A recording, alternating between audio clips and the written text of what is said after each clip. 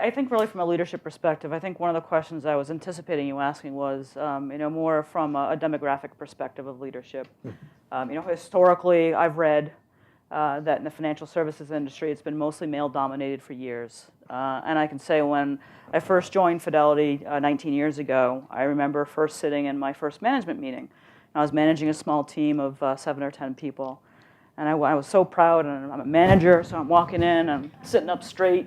I'm the first one there because I like to be, on time, in the meeting, prepared. And I sit in this room, and it's just a pretty large room, and I see 19 men walk in the room, and me. And I scratched my head, and I said, okay, all right. So I sat up a little taller. Anyway, so my story goes, I had a senior meeting this morning. And I was, again, one of the first ladies in the room.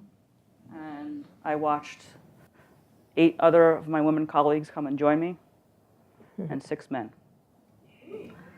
So I can tell you just from that story in itself, what's the landscape change? In my experience at Fidelity, that should say a lot to you, which is the demographic has shifted. Now, if I look out 3 to 5 years, do I think it's going to dramatically turn so it will be a women-dominated industry? And I don't think that's going to be the case.